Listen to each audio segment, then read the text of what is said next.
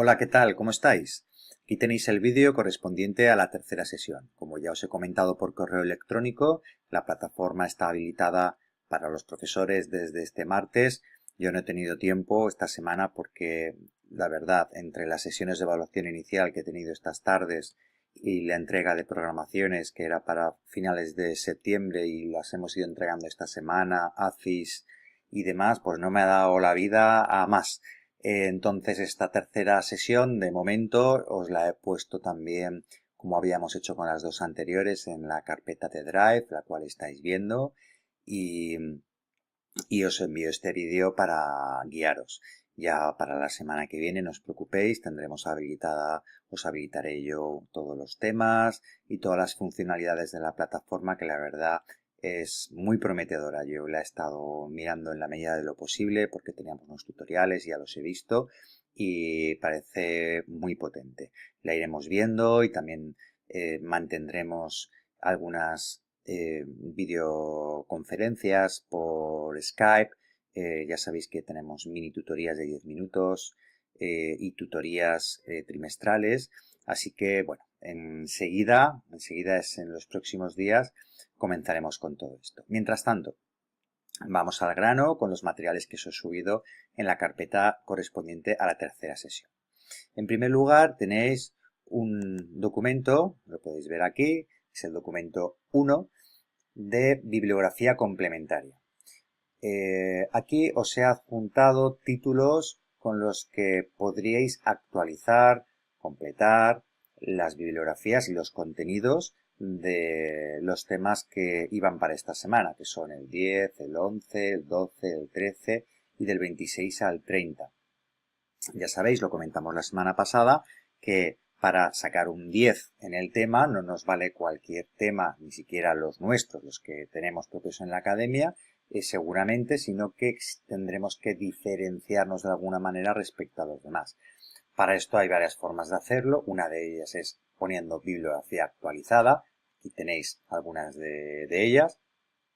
Y la otra es haciendo una introducción o una conclusión que le dé forma y que le dé coherencia y consistencia a nuestra unidad didáctica. En este sentido, os he puesto también otro documento que es el 10, que es un tema elaborado por mí, pero ojo, elaborado por mí no significa que lo haya hecho partiendo de cero, sino tal y como creo que también os expliqué en la anterior sesión, pues cojo un poquito de aquí, un poquito de allá y monto alguna unidad para que os sirva de referencia, además de las que os estamos dando en la academia. Entonces aquí tenéis como siempre la misma estructura con el tema, el índice que ya sabéis que es obligatorio, está todo redactado y lo que sí que os he puesto para que tengáis un ejemplo es una conclusión.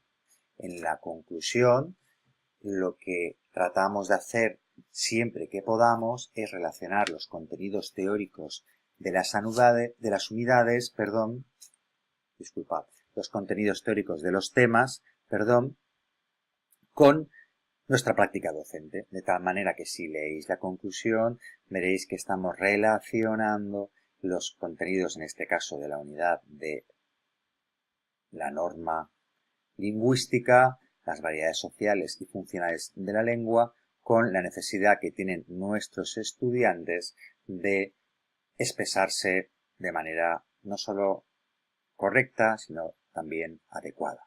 De tal manera que hablamos de, por ejemplo, que la adquisición de habilidades comunicativas necesarias para expresarse con las variedades lingüísticas adecuadas en cada momento, sí es un aspecto que se puede y se debe trabajar con los estudiantes de manera intensiva a lo largo de todos los cursos, puesto que no requiere de un conocimiento teórico de la lengua, sino únicamente competencial. Es precisamente este enfoque, el competencial y no el normativo, el que se está imponiendo como modelo de evaluación en el aprendizaje y enseñanza de lenguas. De tal manera que hablando de nuestra asignatura de la ESO, aquí tenéis una referencia de Carlos Lomas, Andrés Osoro y Amparo Tusón, aunque veáis que es el 93, que es un texto muy interesante ya que habla del enfoque comunicativo de la enseñanza de la lengua y que también la tenéis aquí. Y fijaros, hasta os he añadido en este tema la referencia al marco común europeo, la referencia para las lenguas. Todo esto os va a permitir diferenciaros, que hagáis estos añadidos, introducciones, conclusiones y actualizaciones bibliográficas. Os va a permitir diferenciaros del resto de opositores y, por tanto, es lo que os conducirá al 10 que todos deseamos sacar en la lectura de nuestros temas. Bien, de todas maneras, yo os he puesto aquí los temas del 10 al 13, del temario de nuestra academia, de la pizarra, que sabéis que está elaborado por Educalia. No voy a entrar a comentar los contenidos, pero sí lo que insisto en que deberíais actualizar un poquito, personalizarlo, trabajarlo en definitiva. También otra reflexión que os quería hacer en este sentido sobre los temas es que es recomendable que llevéis un ritmo de un tema semanal. Es decir, yo todas las semanas os voy a comentar, os voy a activar en la plataforma, porque lo veréis que os los activo y los tendréis visibles en la plataforma, una serie de temas. La semana pasada fueron 3, esta semana aquí os envío 4, pero os voy a activar también del 26 al 30. Bueno, evidentemente es imposible estudiarse y trabajar bien 3 temas o 5 temas en una semana, pero uno sí. Y eso es lo que yo os recomiendo y casi me atrevo a decir que os exijo, que un tema semanal vayáis acumulando. Porque ahora estamos en esta fase de empezar a acumular temas para que cuando llegue el momento de máximo esfuerzo en los meses previos a las oposiciones, los 2 o 3 meses antes de las oposiciones, que estaréis muy centrados ultimando unidades didácticas, etcétera, pues ya llevéis acumulados 20 o 30 temas y por tanto esa parte nos dé seguridad. Por tanto, ¿cuál es mi consejo, mi recomendación? Que de todos los temas que yo os voy activando u os voy pasando semanalmente, que cojáis uno y que os lo trabajéis con su introducción, con su conclusión, con algún pequeño añadido, y ese tema ya se os queda como tema de bola. Y si os salen las oposiciones, pues sacaréis eso, un 10 a ser posible. No tiene por qué ser uno de cada bloque que yo os paso cada semana. Pues si por ejemplo os gustaban los 3 de la semana pasada, pues os podéis estudiar los 3 de la semana pasada a lo largo de 3 semanas. Igual de los que os presento esta semana no os estudiáis ninguno. Eso ya es una decisión vuestra. Pero por lo menos un tema semanal, por favor, id preparando. Igual que el comentario semanal, que la mayoría lo estáis haciendo. Hablando de comentarios, tenemos en el documento 4 el comentario resuelto del poema de Manuel Vázquez Montalbán. Creo recordar también que os dije que este es el texto que salió en las oposiciones del 2016 aquí en la Comunidad Valenciana para el comentario lingüístico. Y os he puesto una propuesta de resolución. Esto no es una ciencia exacta, habrá cosas que vosotros hayáis visto y que yo no, y viceversa. Y esto lo tenemos que vivir no con ansiedad, sino como una liberación. Y en 2 horas, que es el tiempo del que dispondréis para hacer este comentario lingüístico, no podemos verlo todo ni comentarlo todo.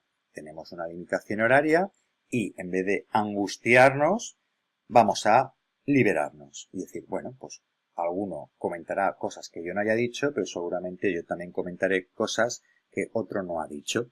Por tanto, lo que me interesa en esta fase inicial de la preparación es que vayáis interiorizando este esquema de comentario, que vayáis adquiriendo práctica, velocidad, soltura, y en una fase posterior, pues estoy hablando ya del segundo trimestre, introduciremos algunas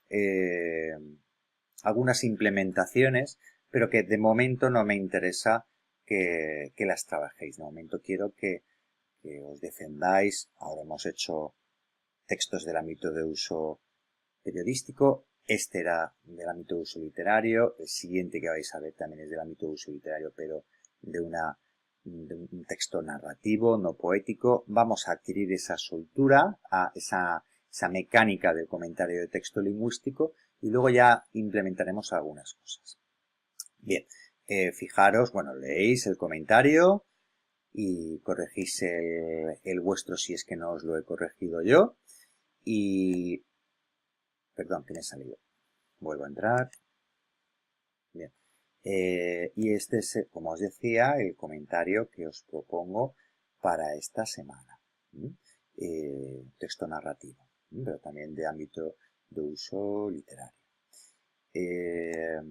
La mayoría de vosotros y de vosotras me habéis enviado vuestros comentarios para corregir. También os envié las correcciones de la primera práctica.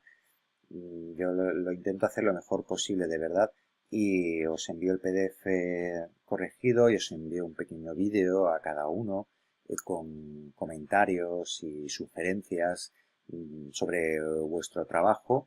Lo hago con la mejor de las intenciones y lo único es que a veces estoy muy limitado por el tiempo. Esto yo pues, lo hago cuando puedo, que son los fines de semana.